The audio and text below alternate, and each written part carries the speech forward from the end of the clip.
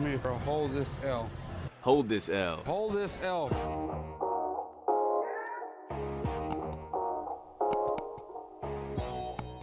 Welcome to Hold This L with your host, Lonnie and Cappel. How y'all doing today? How you doing today, cuz? What's going on with you?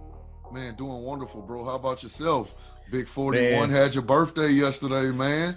Yeah, I don't appreciate you telling everybody my age. I try to keep that stuff private, man. You know, some people think I'm like 25 years old. I can't be letting them know the real deal. Hey, bro, that was a compliment because realistically, you do still look about 25 and you 41, so that's a good thing. They like, wow. I appreciate that. But yeah, man, I'm doing good. You know, birthday yesterday. Basketball started on Thursday, so that was like my birthday present from the NBA. Appreciate it, Adam Silver. But nah, man, we got a lot. And when I say a lot, we got a lot to dive in. We got sports back. You know, that's why we did this show. And we've been like, you know, we're going hard with the information that's been given to us and trying to do a little sports talk. But now, you know, we got the real deal back. So you excited about that? Super excited, man. I've done nothing but stay glued to my TV since Thursday. Besides working, all I've done is watch basketball. Man, it's so excited. It feels good just to have sports back in general. Like I say, baseball, basketball, just watching sports is just a good feeling. Yeah, it is a real good feeling. One of the things I really like about what's happening is everybody is being very respectful and aware and showing attention to the Black Lives Matter movement. Baseball is, basketball is. It's not just the players; it's the organizations as a whole. Um, I think that was very important, and I'm glad I'm seeing that. Yeah. Definitely. So let's just jump right into it, man. Ain't no sense to beat around the bush. Let's Yeah. go. So let's talk about a little MLB first. You know, baseball is underway and it's been pretty exciting too. I've been following baseball, my Yankees. Hey, I told you Aaron Judge was my pick. That boy, he's making it known that he definitely needs to be in that race. These last 3 games, oh, he's been killing. He had another home run yesterday. He had one the day before that. He's doing his thing.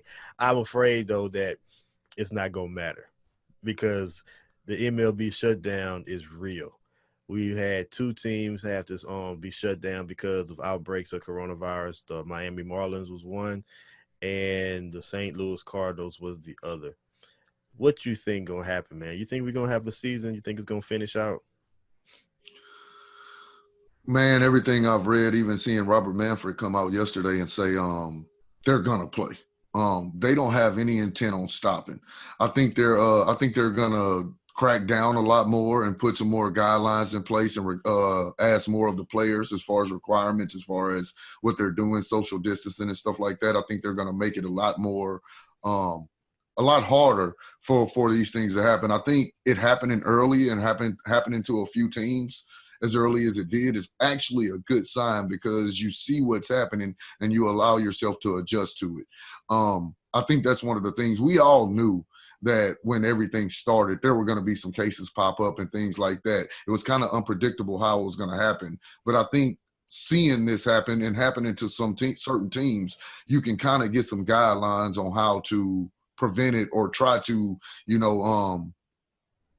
not not prevent, but alleviate a little bit of it happening. I don't think you can completely shut it down just with the amount of people that you have involved in baseball. But it gives them a better idea of what they need to do and how to try to slow down this happening. So I think they're going to do everything in their power to keep the season going until they absolutely realize they can't. Yeah, I believe that's the intent too. I just worry that their intent has nothing to do with controlling coronavirus seems to be a very defiant stepchild, and it has its own plans. And while the NBA, not NBA, but the MLB and even the NFL for that matter, they have their they have their plans to continue, and they have things in place to keep pushing. If coronavirus, like if there's like a complete outbreak of like 7 or 8 teams, you cannot keep playing. Right. Like you're gonna have to stop. I mean, I would love to see how that works if that happens. I just worry that between now and the actual end of the season, playoffs and World Series included, man, I feel like they're gonna end up having to stop play. You know, the NBA is doing it the right way, but it's also easier to do because me and my wife was talking about this. She was asking me questions like, well, why baseball not doing it in the bubble like basketball? What they gonna do with football? Of course, questions I can't answer because, you know, I'm just like her and I'm not in the NBA or the MLB, but I understand why she's asking me because I listen to it and I follow it. But I really don't know the answer to why they won't do that. My speculation though is basketball is easier to do that. Number one, you're not doing a whole season like those two leagues are, so you didn't have to use all the teams. But it's easy to bring in an arena in a place like Disney World. You know, you bring in hardwood courts, you can set that up, you know, easily with the amount of money that they have to spend. You can't just Right. set up a baseball park. You can't just set up a football field. You know, like that's a lot harder and for, I mean, in my opinion, to do. And maybe it's not. Maybe I just don't know fields the way I think I do. But I feel like that's a lot harder. Basketball is easier. You know, people you can like get tents and then bring in hardwood floor and cover the hardwood floor with like giant tents, and it could be like in the middle of a parking lot if you got the money to do it. You know what I'm saying? So Right. we talking about Disney World. You know, so I just feel like plus I just feel like it was primed to be successful based on the conditions of the NBA.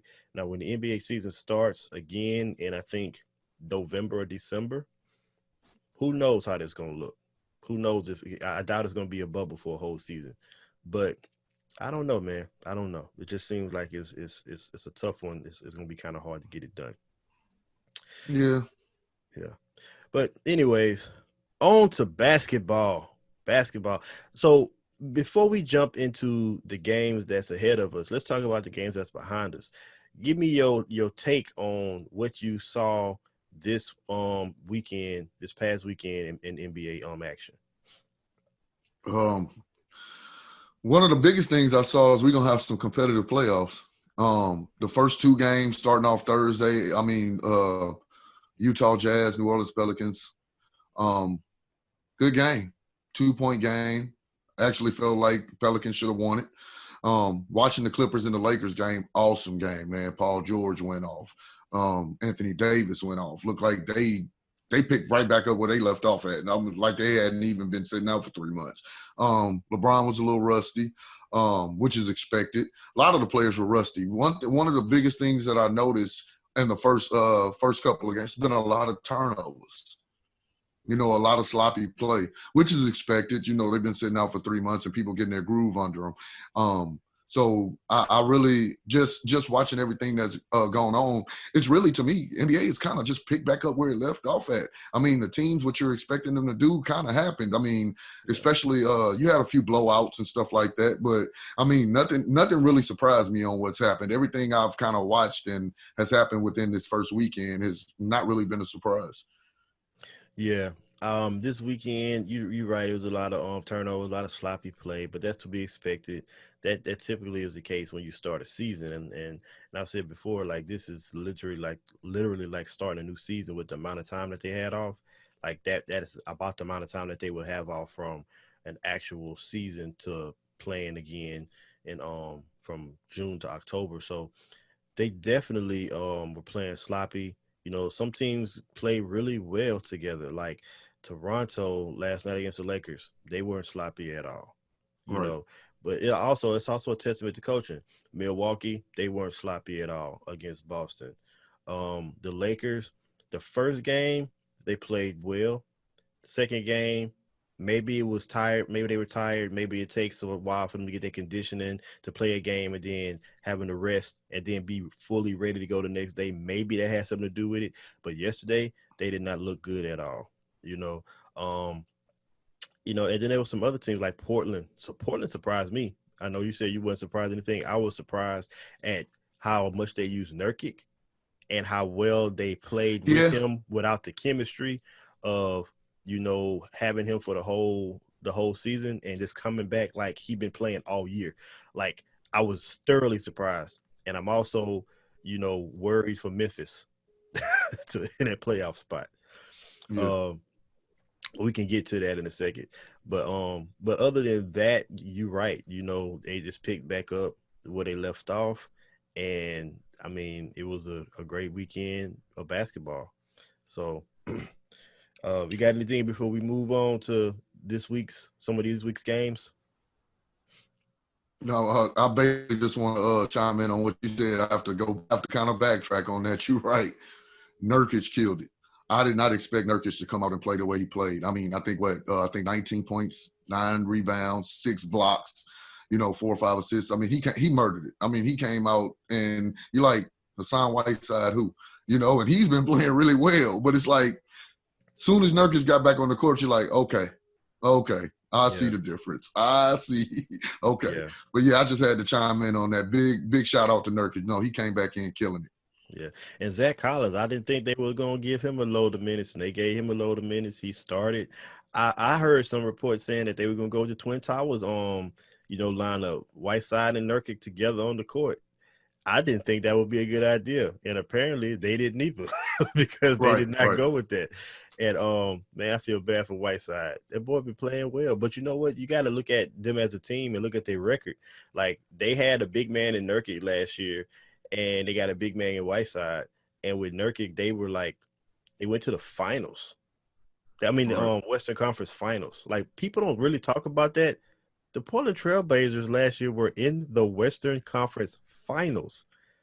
Mm-hmm. And they were on the verge of not even making the playoffs. Like, if we didn't have this shutdown, they wouldn't have made the playoffs. Nurkic wouldn't have been back in time. Right. So there's definitely a clear distinction of, like, while Hassan Whiteside may be a good fantasy player, not the best player to be your starting big man. And that's very evident now. Right. So this is what we're going to do today, man. We're going to jump into some action for Monday. We drop this podcast every Monday, and we got 6 games on Monday. So we're going to give you some good analysis for Monday's games. We're also going to give you some fantasy analysis as well, because we both been playing fantasy baseball and basketball, and we play real hard. We go hard, and we've been going hard this week.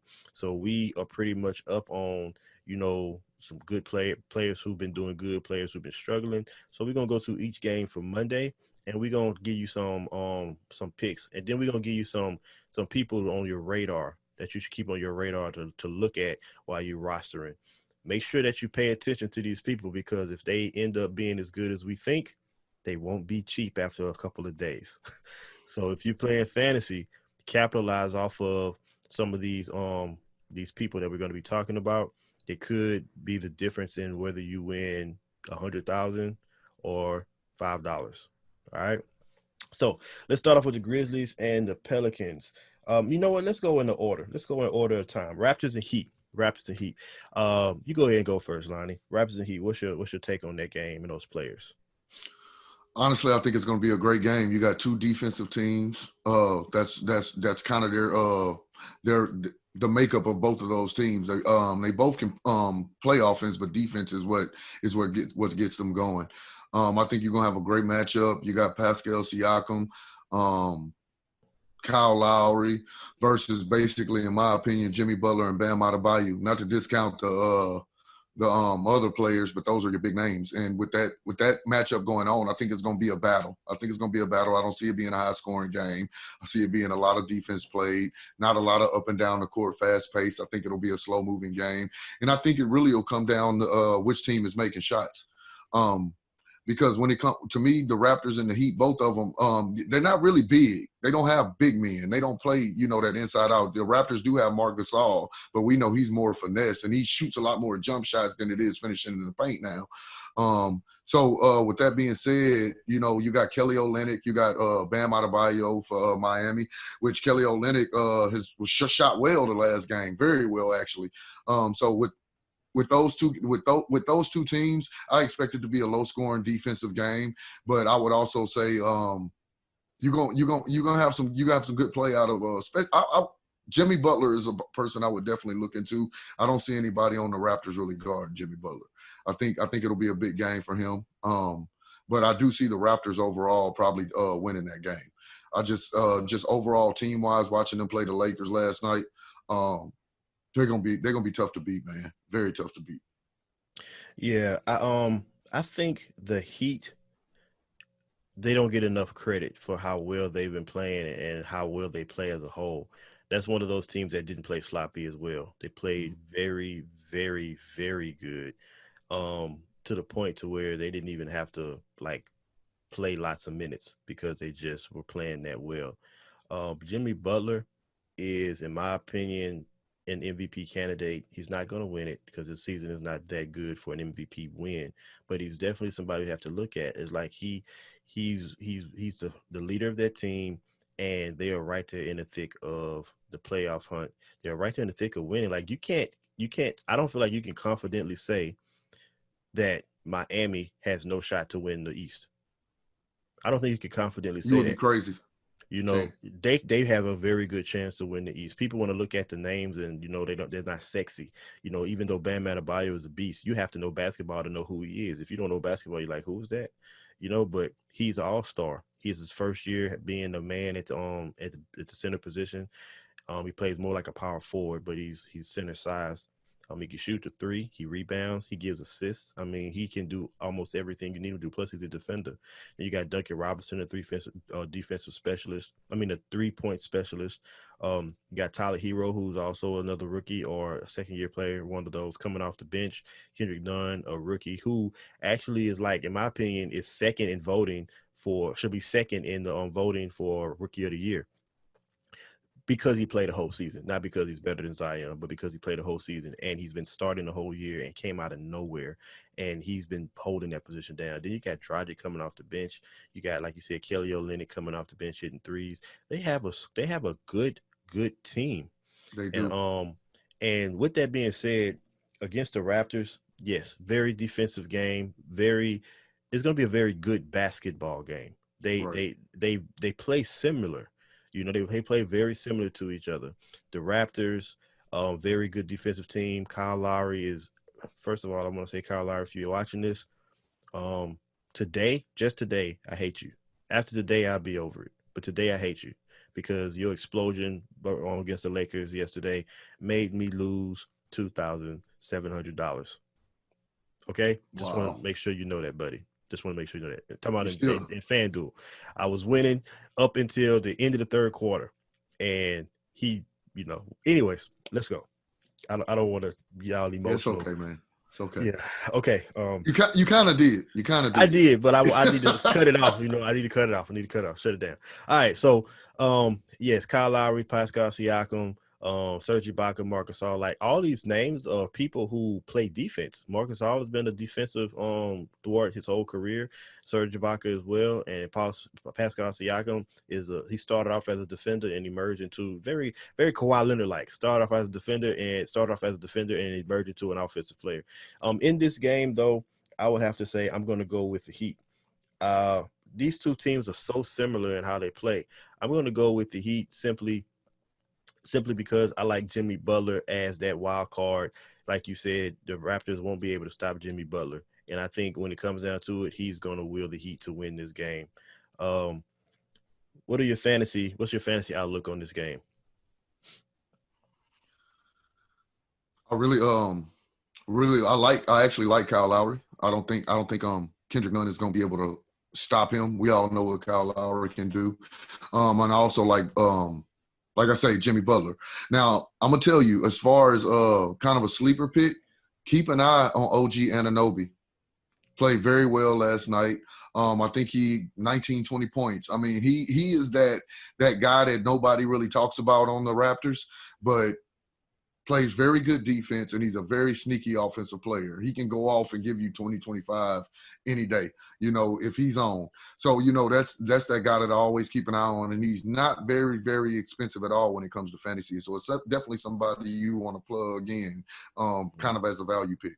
So I definitely like him. And another person I like to throw in is Duncan Robertson. Had a great game last game, and when he's on, he is a great fantasy pick, and he's not very expensive. Good value there. So my two value picks is definitely OG Anunoby and Duncan Robinson.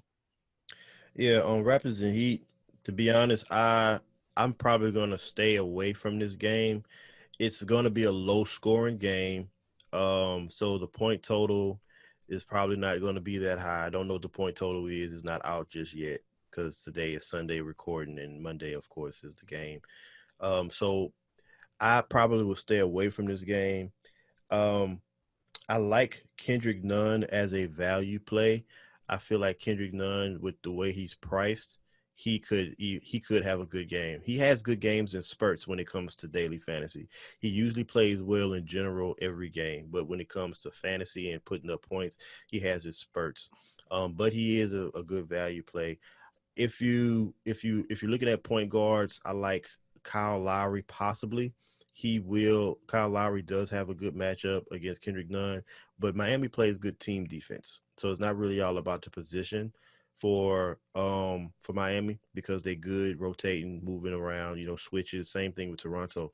And because it's such a good defensive game, it's going to be such a good defensive game, and these two teams are, lower scoring teams throughout the league. The opponents are lower score teams against them, and they're playing each other. I'm probably going to not touch this game. So this is one of those games where I'm not going to really have too much take into it. All right. Next game, Nuggets versus the Thunder. So the Nuggets versus Thunder. The Thunder is another one of those teams that's very underrated. Like they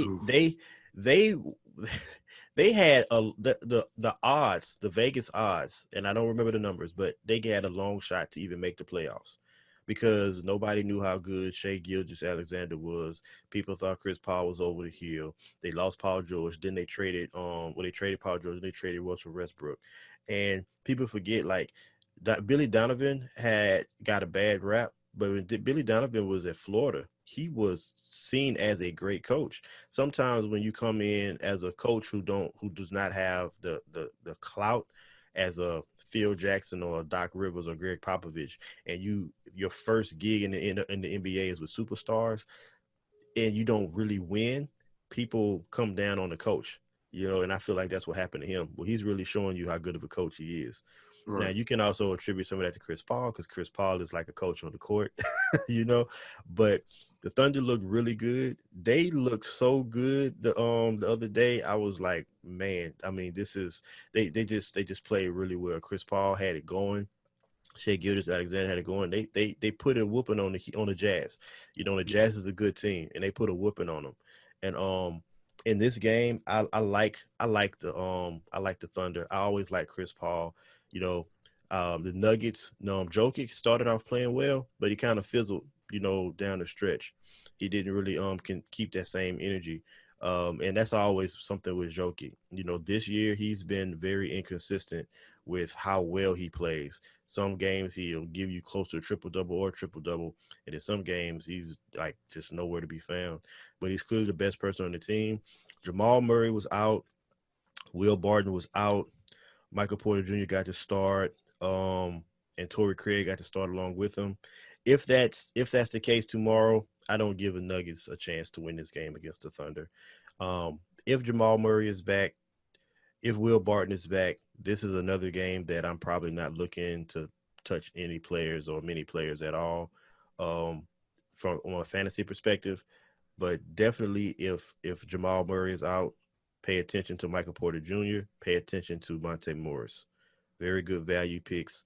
And even though I don't like the matchup, because they're very cheap players and they're probably going to get 25 to 30 minutes per game, that's some good minutes, and they have good usage when they're on the court. I got you. I'm be honest with you. This is definitely a game I'll probably stay away from. Besides Chris Paul, I like Chris Paul a lot. I don't really care who he's playing against. I feel like he's gonna produce or do something. Just nobody's gonna stop him from doing what he do. But to kind of talk about the Thunder for a second, man. I was talking to a friend of mine yesterday about the Thunder. He even made the suggestion that Chris Paul should be an MVP candidate. And with the way he's played this year. And I told him I wouldn't go that far as far as to make him an MVP candidate. He has played great. But what a lot of people don't take into account is, he kept telling me they lost Russell Westbrook and they lost Paul George. And Chris Paul came in and did what he did. I said, and one of the arguments that I made to him is, yeah, they did lose Russell Westbrook, and they also lost Paul George. But they didn't have Danilo Gallinari. They didn't have Shai Gilgeous-Alexander. They didn't have those guys coming in playing. They did have Shooter, but not playing as big a role, with Westbrook and them. And a lot of people don't realize, I looked at the stats yesterday, Gilgeous-Alexander, Danilo Gallinari, and also Dennis Shooter all averaging over 19 points a game. You got three people that's averaging over almost 20 points a game. It'll go along with Chris Paul averaging 16. When you look at the whole totality, and don't get me wrong, I know a boost in their stats and everything Chris Paul has a lot to do with, but they're just a whole complete team. That team is really, really good, and that goes back to what you said initially about Billy Donovan. They are a team. Nobody gave them a chance, but I think it has more to do with Shai Gilgeous-Alexander than it has to do with anything. Who expected Shai Gilgeous-Alexander to go from 10 points a game to 20 points a game from his rookie year to his second year? Nobody was expecting that. Nobody expected him to come out and play the way he plays. And he also plays really, really good defense. I pointed that out also. Chris Paul's averaging 1.6 steals a game. Gilgeous-Alexander's averaging 1.1. And he's also averaging more rebounds. He is, I don't want to give him the all-star nod or nothing like that, but he's playing like one this year. And not consistently, but enough to where they're doing very, very well.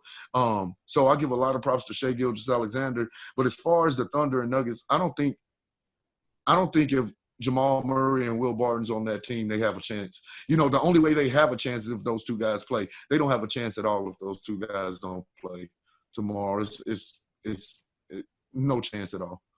Yeah.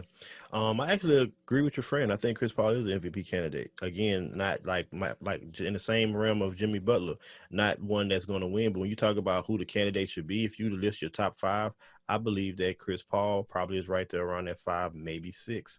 And I feel like Shai Gilgeous-Alexander probably benefits more from having Chris Paul, and that's where his great play, that's where he's benefiting from. If you was to ask me if he would have stayed with the Clippers last year, would he have went from 10 points to 20 points a game? I would say no. If the team stayed as is. Danilo Gallinari been in the league for years, and he's playing better this year than he played when he was with the Clippers. A lot of that has to do with Chris Paul, in my opinion.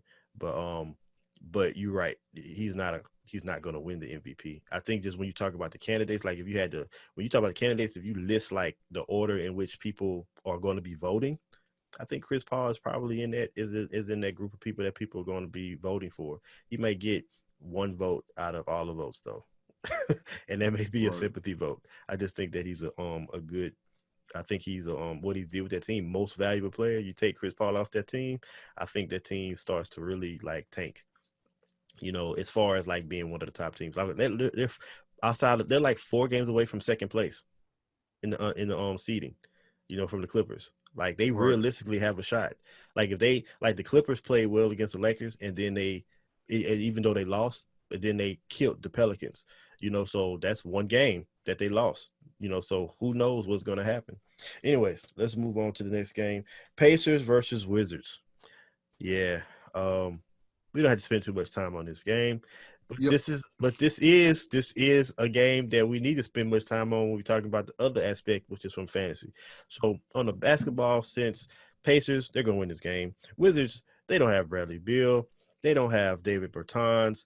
Who else are they missing? It don't really matter because none of those players besides Bradley Beal were really significant in a sense, as far as winning games. Washington shouldn't even be in this bubble, but because they technically qualify with being within 8 games of the playoffs in the East, then they're there. So I'll take it because you definitely have some good fantasy value there. So from a basketball perspective, Pacers are going to win. Pacers just beat the 76ers, which I'm going to talk about the 76ers in a second. Pacers look good. Oladipo started. Oladipo played decent. TJ Warren murdered it. TJ Warren had 53 points? 53 points. He couldn't miss. He was on fire. And I wish we would have had a show because if we did, I would have told you TJ Warren as a value pick. I had him in all of my lineups. I had like 40-something lineups yesterday, and he was in every single one. So I definitely benefited of having him. And he was only 23% on, which is not huge. But before I get to the fantasy part. Indiana looked really good. Another team that's well coached. Nate McMillan has been doing an incredible job with the Indiana Pacers. They didn't have Malcolm Brogdon yesterday. They lost a bonus for the rest of the season. So they're down two of their main players, and they were looking really, really good against the 76ers. Even with a Miles Turner who was in foul trouble, Jakar Sampson came off the bench, and he played well. They did really good, and I think, and of course, in this game against Washington, they're going to kill it. When it comes to fantasy, this is a fantasy gold mine. What I don't, the thing you got to pay attention to though is game script. If you think that this is going to be a blowout, then you need to pay attention to how you play your players. Okay, so Washington, if you like any Washington players, you can play them regardless. They're blowout proof. They're going to play regardless. Who I like from Washington, I like Troy Brown because of his price. He's one of those guys who's iffy. He can have a great game or not have a great game. He's starting now. If he gets hot, he can really light it up. He's only like $4,600 on FanDuel, and he's going to get the minutes. So I like Troy Brown. I like Shabazz Napier. He didn't play well the first game, but he's getting a start. He's priced pretty decently at $5,300. I'm sorry, I'm on the wrong team. Shabazz Napier is with Brooklyn. I apologize. No, you were right. It's not. I was right. You were right. Okay, yeah, you're right, because that's Chris Shields. Yeah, you're right. So Shabazz Napier, so he's priced decently. Thomas Bryant, the surprise with him is that he played 30-something minutes the first game, and people thought that he wasn't going to get those minutes because he was coming back from an injury in March when he was playing, and he was getting like 15 minutes here, and so he played 34 minutes. He's only $5,400. That is huge because before he got hurt, he was doing really well. So he's somebody to look at. And then my value pick, even though these are all value picks for Washington, like every single one of them, my sleeper pick, if you want to call it that, Jerome Robinson, 3,900, I think, at the point guard position. He's coming off the bench. He got 33 minutes. He's somebody that I liked before the break in the NBA. If you look at his last game before the break in the NBA, he had like 35.7 points. I played him. He was like 0.1% owned. This guy is a pure scorer. He's a pure scorer. I think he led the team, or he was like second in the team in points. Their first game back, he had like he couldn't miss. He was hitting everything. So definitely look at some, if you need some value, Jerome Robinson. And from the Indiana Pacers side, I like Oladipo played well, but he's still a little rusty. I won't play Oladipo because I'm afraid that this is going to be a blowout. And if it is, Oladipo is probably not going to play a full set of minutes.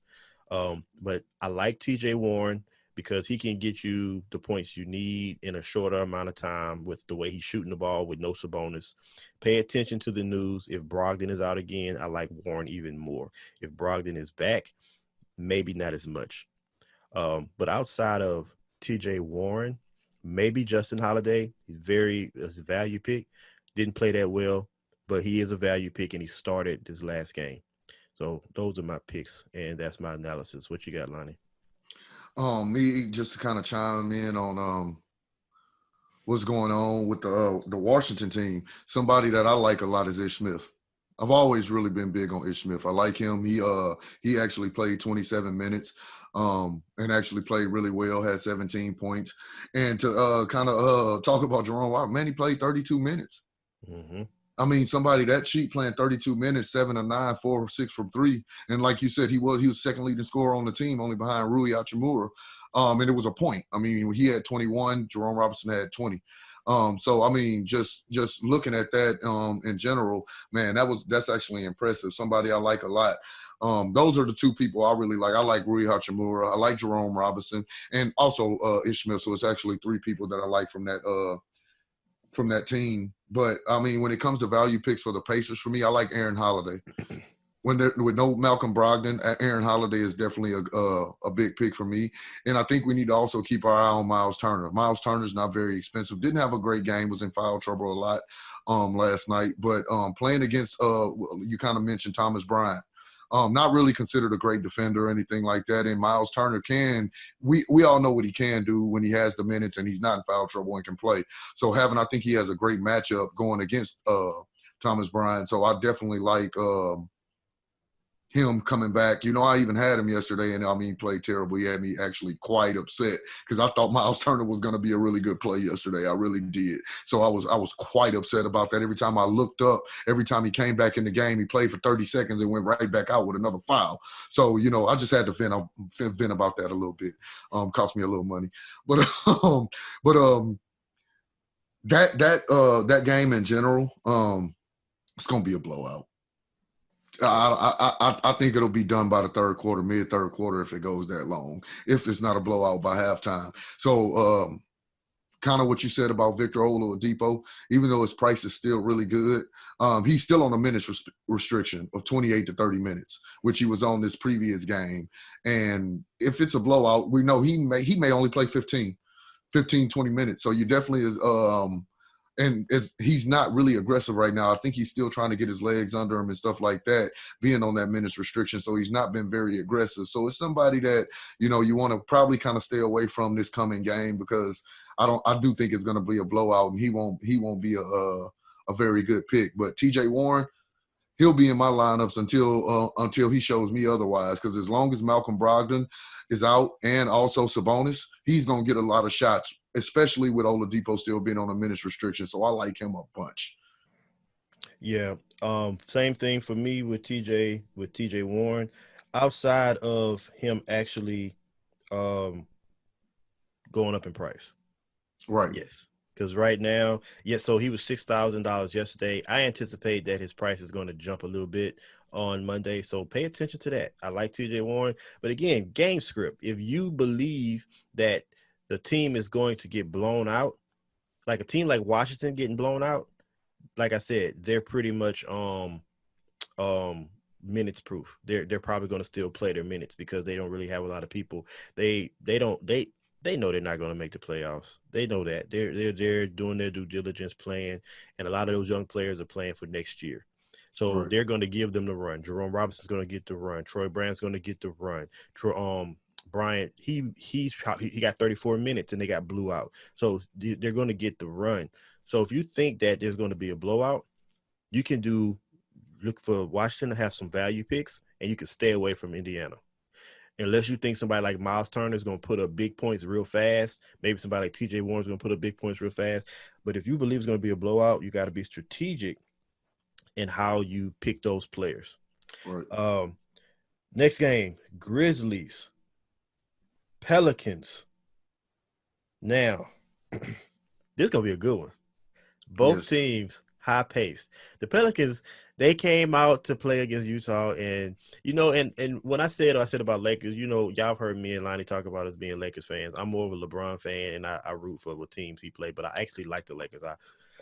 I've always rooted for the Lakers, as a team that I just really like, especially when they had Shaq.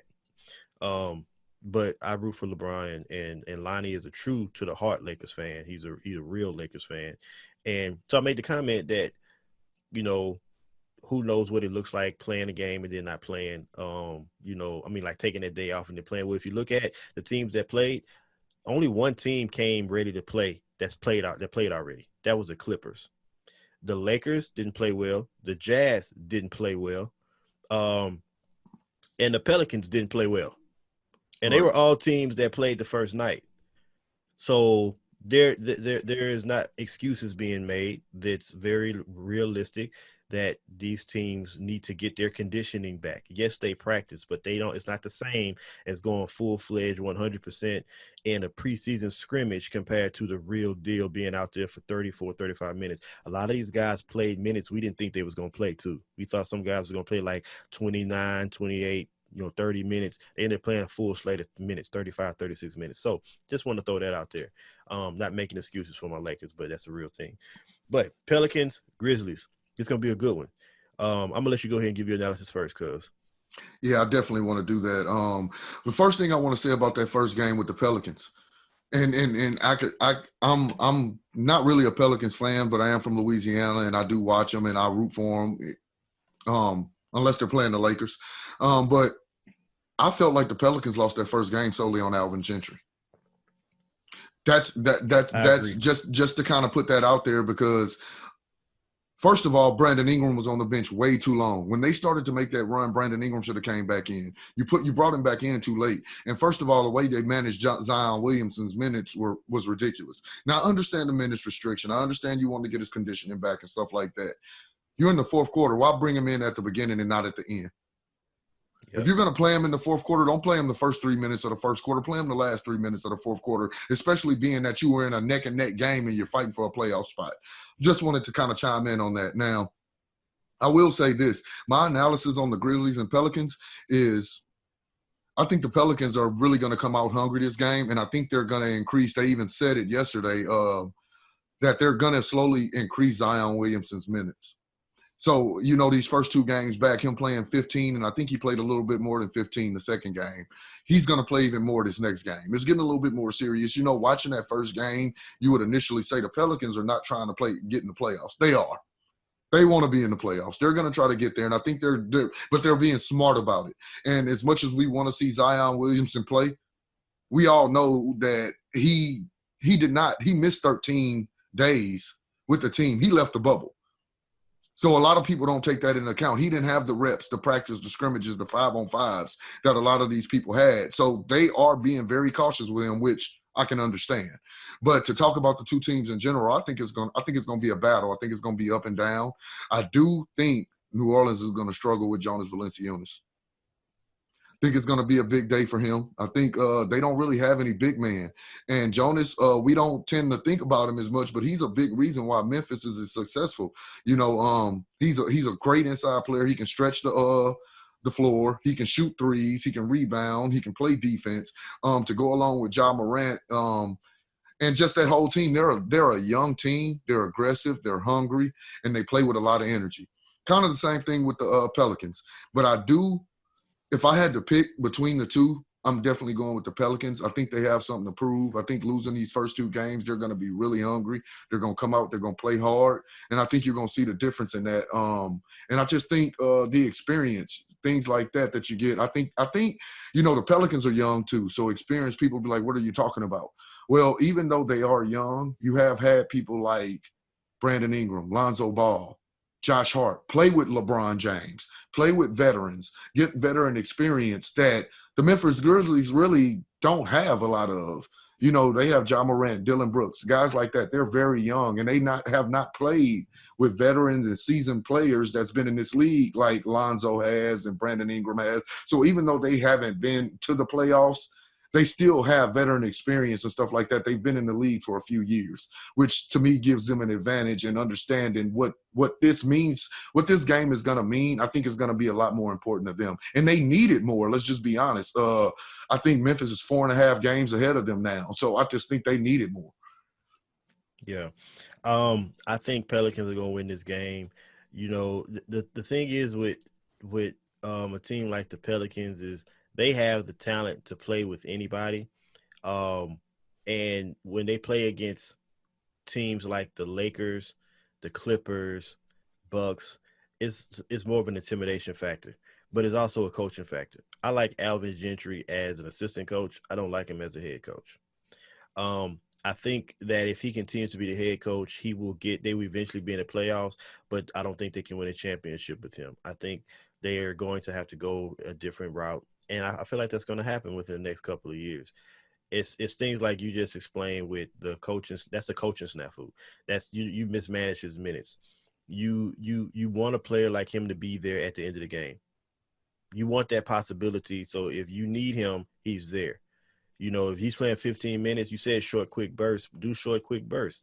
Make sure that he's there for the last 3 minutes of the game, the last 2 minutes of the game. If he was in that game, that's very probable that they win the game. Because when he goes to the hole, they move out the way. Have you paid attention to that? Yes. When he's going to the basket, it's like they're scared to guard this guy. I mean, he's huge. He's bigger than LeBron, like width-wise. He's not tall as LeBron, but width-wise, this boy is huge, like a linebacker. Anyways, but he gets to the basket at will. He just muscles his way to the basket. You cannot stop him. He's So, actually anyways, really quick too, man. he is. He's so quick off that He's first very step quick. is crazy. It's crazy how big he is and how more athletic than everybody else, and he's way bigger than them too. Right. But anyways, I think the Pelicans win this game just like you said. They lost 2 games. They lost a close one in Utah. They got blew up by the Clippers. They're coming hungry. They're coming ready to play. You can even see in that second half when they were playing against the Clippers, they came out hungrier. Brandon Ingram was more aggressive. But I mean, that's the Clippers, and they were already down by almost 30 points. So there wasn't no hope for them. But against the Grizzlies, like you said, the Grizzlies, they don't have that veteran leadership. I think that was one of the reasons why they lost to the Portland Trailblazers, because they didn't have that veteran leadership, that person that you can depend on to kind of like push them through. If they would have kept Jay Crowder, if they would have kept Iguodala, they would have had it. But this is going to be an up and down game. I'm stacking this game. I like Ingram. I like Lonzo. I like if Zion wasn't hurt, I liked him too.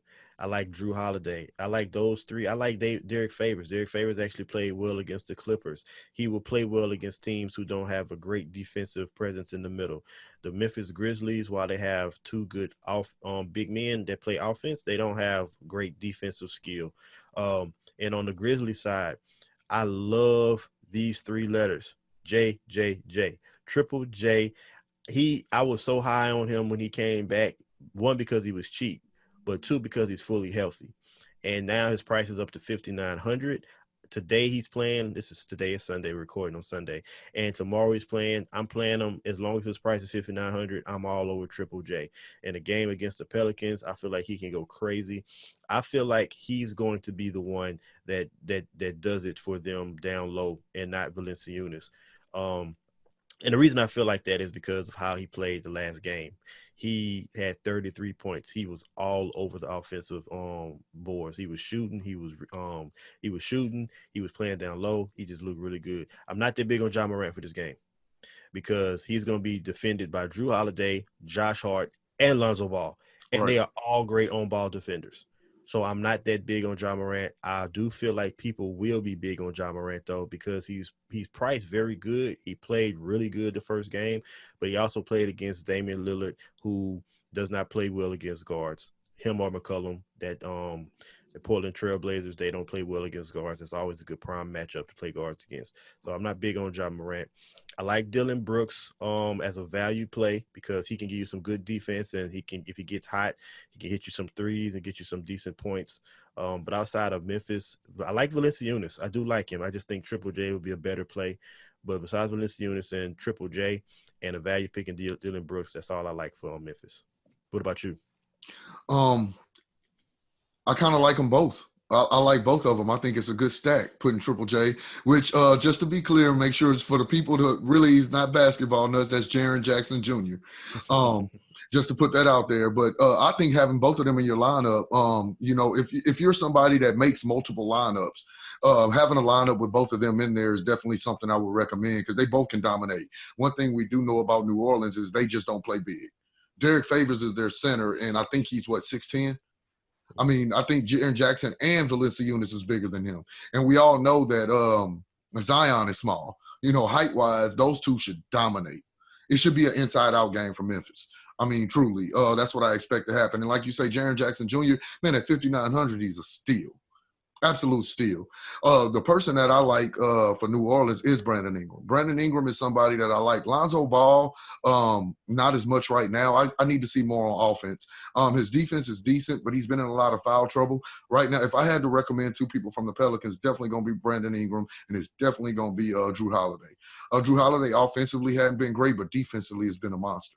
Played great on-ball defense. So I even saw one of the plays he did against Donovan Mitchell, which was real impressive, the block he had against him on a jump shot. You don't block jump shots too often, especially when you're a 2 guard. So when you see that, I mean, you just know, everybody knows what kind of defensive player Drew Holiday is. But those are going to be my picks for this game. Valanciunas, Triple J, Brandon Ingram, and Drew Holiday. Those are the guys I would look at. Okay. And I want to throw one more name out there for the Grizzlies that I do like as a value pick, Brandon Clark. Brandon Clark gets about 20 to 25 minutes a game, and he puts up points real quick. Kind of reminds me of Christian Wood for the Detroit Pistons, somebody who can give you points real fast. He had 41 fantasy points in like 21 minutes in this last game against Portland. So he's also somebody, if you're looking for some value, Brandon Clark is a good one. 76ers and Spurs. So 76ers were my pick to come out of the East.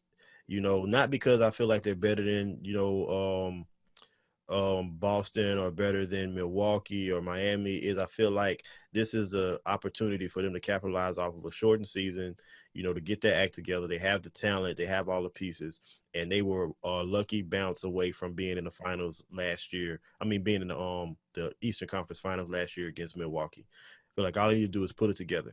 With that being said, it looked like crap against Indiana the other day. Yesterday, I didn't like the way they played. I wasn't happy with it at all. But against the Spurs, this is a prime matchup for them to do well. As a team, they're going to beat the Spurs. The Spurs, they're without LaMarcus Aldridge. They're without who else did they lose? I'm sorry, I'm running blank. But they're without LaMarcus Aldridge. Oh, and Patty Mills. Patty Mills. He didn't play. Forbes wasn't there. Bryn Forbes is not there. Those names are not sexy names as far as picks go, but they are good plays, very good plays as far as playing basketball. They're very good players. So they're missing a lot of players. I like certain players for the Spurs, as far as fantasy, but as far as the basketball game goes, they don't play defense. The Spurs don't play defense. They don't have a good defensive team like they normally do. They're very different than the Popovich teams of old. With that being said, Embiid, I love Embiid. I loved him yesterday, and I had him. He went for like 80 fantasy points yesterday. I like him against Jacob Poeltl. He is going to have a big game again. I also like Ben Simmons. I like that stack. Ben Simmons, Joel Embiid. Spurs play the Sacramento Kings on Friday, and De'Aaron Fox had 54 fantasy points. He was driving to the lane and scoring at will. So if he's going to be able to do that, what do you think Ben Simmons is going to do? Who's 6'10", just as quick, and and that's more of his game than De'Aaron Fox, driving to the basket and dishing or dunking or laying it up. So I feel like they're both going to have a big game. Tobias Harris, I feel like he can have a good game as well. It's very often you see Embiid, Simmons, and Harris, all three have good games. So if you want to stack those three players, this is a good team to do it against. San Antonio, my value pick, Derek White. I don't know why people sleeping on Derek White. I've been big on him even before that we came back from COVID, from the NBA break. He was coming off the bench and he would have monster games. He would have, his average was like 20 something because he didn't get all the minutes. He wasn't a starter, but when he gets starter minutes, he plays, and he did that against Sacramento. He was a leading scorer. Well, no, he was right behind DeMar DeRozan, but for most of the game, he was a leading scorer. He gives assists, he gets rebounds, and he plays D. He plays defense. He gets steals and block shots, and right now he's 5,500. He will be in a multitude of my lineups. I like DeMar DeRozan. He started off slow, but he got it together, almost had a triple-double, ended up with like 44 fantasy points. He will be someone that I play against the 76ers as well. 76ers just don't play great team defense. They just don't. And until I see them do it, I'm not really going all in on them. Jacob Poeltl's value, don't like him against Embiid. I'm not gonna let Jacob Poeltl do to me what I let Miles Turner do to me. So, what's your take, man? As far as this game goes, I'm gonna be honest with you. I don't like any Spurs. Derek White maybe, but I don't like DeRozan. I don't like any of them. I think when it comes to it, Josh Richardson is a pretty decent on-ball defender, and he'll be probably on DeRozan a lot of the game. But another thing that I want to kind of chime in with the Philadelphia 76ers is don't take that first game too much into account. This is really their first game with their new built lineup. with Shake Milton starting. And he started off bad. He was in foul trouble. He didn't have a good game. And I think that kind of threw off the whole chemistry of what they were trying to do. Because you had to bring players in like Matisse Thybulle and players like that to come in and fill in a role that they probably weren't expecting them to have to do. It completely threw it off because you looked at Shake Milton, he barely even played. It was like he was in foul trouble. He kind of pulled a Miles Turner yesterday. But being at his first, with this new lineup and everything, it just seemed a lot more obvious. Ben Simmons started off decent, but he kind of fell off a little bit. Embiid is the only one that really played well. And Tobias Harris did play well. He started off slow, though, but he kind of picked it up towards the end. Just looking at this game, I don't give the Spurs a chance, not one bit. And the only reason that I would hesitate a little bit on the 76ers is I think this will be a blowout, too. I see the blowout factor being imminent playing against these Spurs. I don't see Philadelphia this being a close game. So a couple of things you got to take into account. Philadelphia has the worst road record. They're they were like 28-2 at home, and in their road record, I can't remember what it was, but it was the worst road record. With that being said, all their games are on the road. Yes, the other team is on the road too, but they're on the road. They clearly do not play the same when they're on the road. Number one. Number two, Philly don't blow teams out. Even the teams that they're supposed to beat, they don't usually blow them out. So I can see this game being just not necessarily, even if it's not close, if it's within 7 or 8, that means everybody going to play their minutes. So I don't necessarily see this as an actual blowout, which is why I like the 76ers. And number 3, you may be right when it comes to when you say pay attention to, like you don't put too much to the 76ers because it's their first game back. For me, it was all too much the same. It looks the same as it looked before the break. Like the chemistry, the way that they played, the body language, everything looks the same. It just made me feel like they didn't change their mindset at all. Well, I mean, for me, and that's why I said what I said about Shake Milton, because he's the difference. He's the X factor. He's the one that they changed. That's the change that they made, is basically taking Horford out and putting him in the lineup. Well, guess what? They basically had to revert to what they changed because he was in foul trouble. They had to go back to playing the way they normally play because of that. I think that makes sense. I think, him not being on the court. Now, if you'd have told me Ben Simmons was in foul trouble and they still look the same without Horford coming in replacing him, okay, I see that. But they're making a change with somebody and he wasn't basically able to even play or to get a feel for them to be able to make that change that they're trying to make. And that's why I say that. And to kind of say what you said about the blowout factor, I agree with you 100% with Philadelphia not being a very good road team. And if you told me that the Spurs had LaMarcus Aldridge and Patty Mills to go along with the rest of the team, I would say, yeah, I think it'll be close. The reason I think it's going to be a blowout, I just don't think they have enough. They did play well this previous game, but that was with DeMar DeRozan. Dang, they're shooting I think he shot 80% from the field. I mean, he went off. He started off slow, but, man, I think he was like 8 for 11 from the field. I mean, he played amazing, and Derek White played amazing. I mean, they had 2 games that if you play – there was no defense played on them in my mind. We know what Sacramento plays no defense whatsoever. So to have them come out and play the way they played, and they still – was it overtime they still had to go to against Sacramento? I just don't see it being a game. They didn't go to overtime. But it was a fight. Right. It was a dog fight. You could be right. You know what? It may have been the overtime. I'm not really sure. But you could be right. I know Philly plays down to the competition. Even like the Indiana team they just played without a Sabonis. You couldn't have told me that Indiana won that game without a Brogdon and a Sabonis. And they didn't just win.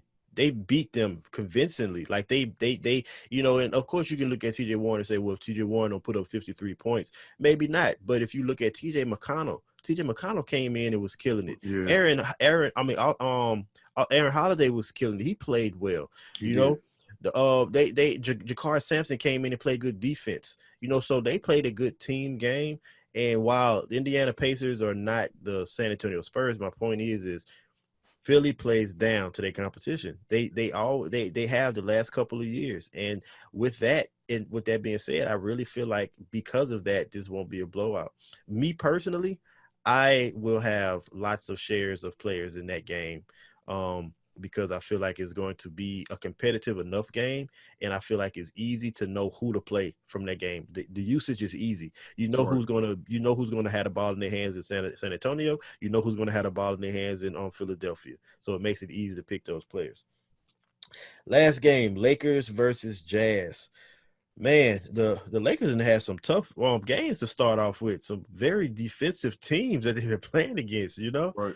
Um, with that being said, I'll let you give analysis first, before we, to start off with this particular segment. Well, watching both of these teams, you know, basically I'm a little biased when it comes to the Lakers anytime I'm giving analysis, but I haven't seen anything out of the Utah Jazz to make me believe that this is going to be a game where the Lakers are going to have a problem. I think they a couple of days of rest. I think having this day off is going to be good for them, and playing in the evening of Monday will be good for them. Now, I expect to see LeBron James. He has started off very, very slow these first couple of games. I expect to see him go off against the Utah Jazz, and the reason I say that, nobody there to guard him. You played the Raptors, you played the Clippers. Them were two tough games for him. Not only getting your conditioning back, getting back in your rhythm, but also playing two of the top defenses in the NBA to come back and trying to get your rhythm to start off, even though, he made up for it that first game by, having a good fourth quarter. And he even tried to make a little run, because even the game yesterday, he went out the game, they were tied. Mm-hmm. And they went on a 7-0 run. And when he came back in, it was done. It was done. They tried to get him that little rest, and I think if he don't come out the game, they were moving. They were chugging ahead. He was starting to play well. He had hit a few shots. AD didn't play well at all yesterday. Not defense it wasn't defense against him or anything like that. He just didn't play well. He was missing wide open shots. He was off.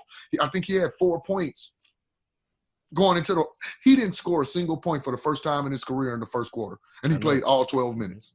Yep. So, I mean, just knowing that, I don't take it into account. And keep in mind, the Raptors had to play their tails off to still beat them, with him having a game like that and LeBron not playing well at all. So I don't take too much into account as far as the Lakers. Now, the Jazz tend to worry me a little bit, because you should have lost to the Pelicans, and then you got annihilated the second game, which we've all kind of watched all year. The Jazz haven't been the Jazz of old.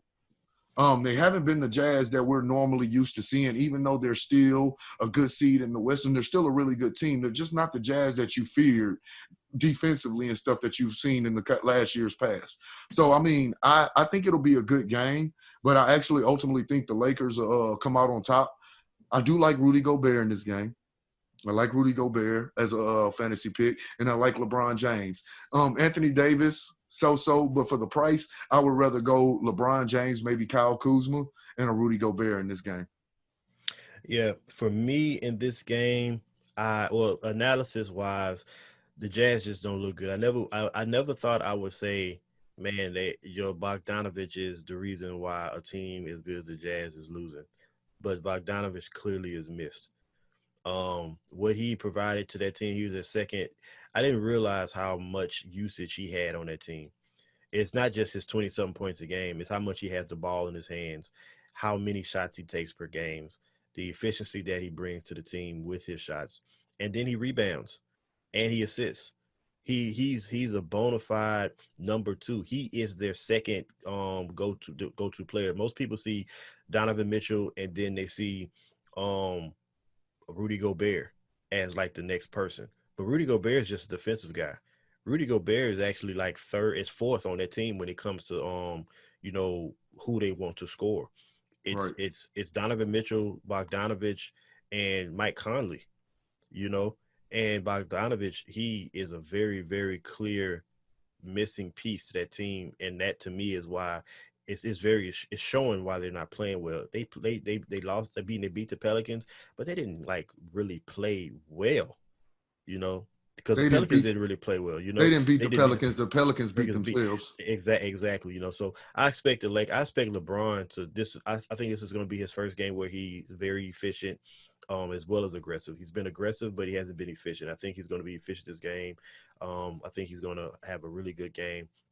Anthony Davis is going to have a good game. I wouldn't play them together, but I definitely will have some shares of both of them in lineups apart from each other. I'd never like to play LeBron and AD together because even if one gets like 60, the other one won't have 60. The other one will have like 40 something. And if you're paying like 10,000 plus for a player, you need them at least to give you that 5 times value, which means you need at least 50 points. So I'll have some of both, but not together. Um, as far as the Jazz, I am not touching the Jazz for fantasy. Mm-mm. I'm not touching Jazz. I'm not touching Rudy Gobert. I'm not touching Donovan Mitchell. Donovan Mitchell for me is matchup dependent, and this is not a matchup that I'm going to depend on him. Joe Ingles is not playing well. Mike Conley, possibly. Yeah. If I'm at $5,700, I'm playing Derek White. Never mind. No, Mike Conley. I'm not playing Mike Conley.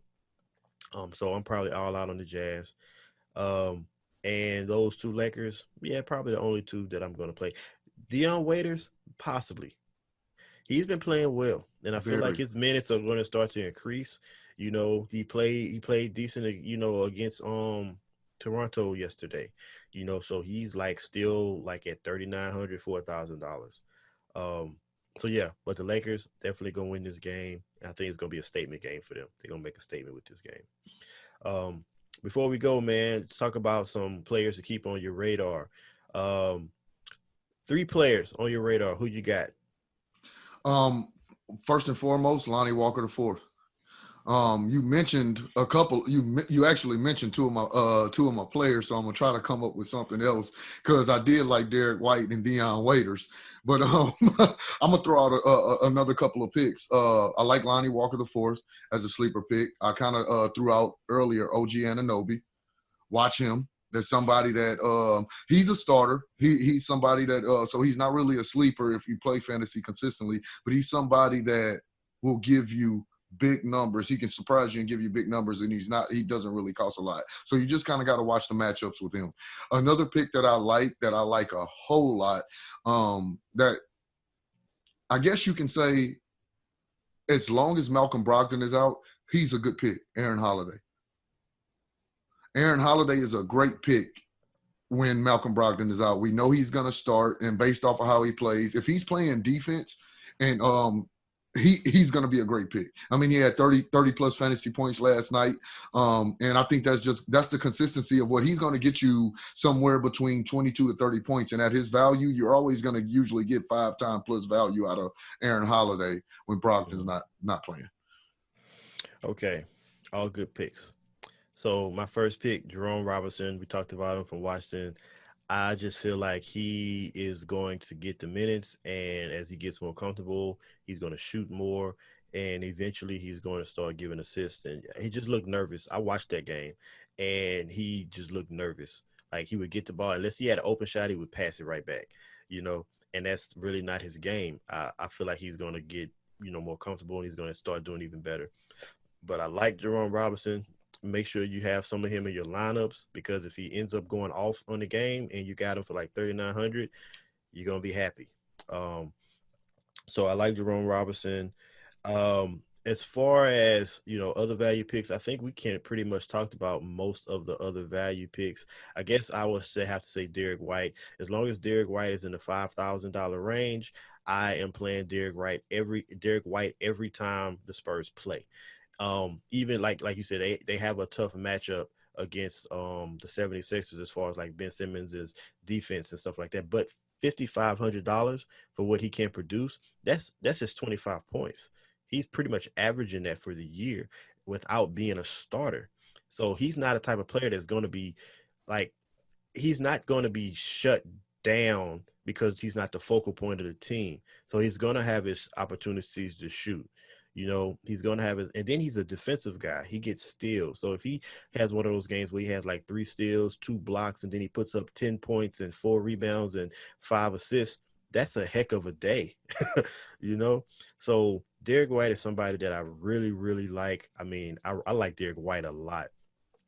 And the last person escaped my mind. Oh yeah, Brandon Clark for the Grizzlies. I would say Triple J, but everybody knows who Triple J is who played daily fantasy. He's not somebody that needs to be put on your radar. He's just happened to be at a good value right now.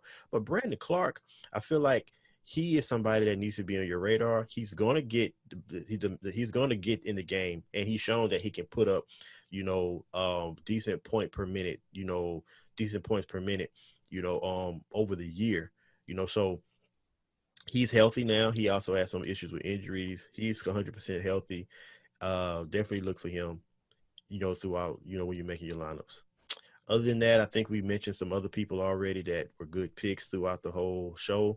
Did we mention some people that need? Oh yeah, I thought I threw a couple picks out there. Some players we didn't talk about. Cameron Johnson, Phoenix Suns. He actually got to start their first game, so he's a value pick. And Mikael Johnson, he's starting as well. He gets like 30. He was getting like 38 to 40 minutes a game before the break. So he's somebody that's going to get minutes. Phoenix Suns are looking to not give full slates of minutes to Booker and Rubio. They've pretty much accepted that they don't have a chance to make the playoffs. And Sacramento, Rashawn Holmes, he was $3,900 last game. He only played 23 minutes. He's $5,200 now. Don't know what his minutes going to look like, but he's definitely somebody to keep an eye on. And for the Nets, everybody's a value pick except for Karis LeVert. So if you like any of those players, put them in your lineup. Karis LeVert, I like him. Depending on the matchup. You got anything else? Just a couple more quick things. You talked about Mikal Bridges. Is one of the things I wanted to throw out. Mikal Bridges. Johnson. Yeah, but Johnson. The other thing that I want people to keep in mind too with the Memphis Grizzlies, and you mentioned Brandon Clark, something we all know if we play fantasy, Triple J can get into foul trouble. He is very notorious for getting in foul trouble, and he will be guarding Zion Williamson. So you want to keep that in mind when you play Brandon Clark too. That could be a very good fantasy play, or even better fantasy play and pick if Triple J ends up in foul trouble playing against Zion Williamson. So that's all I got. All right, cool. Well, this holds this L. I am Cappel. And I'm Lonnie. And we out. Y'all have a good one. Later.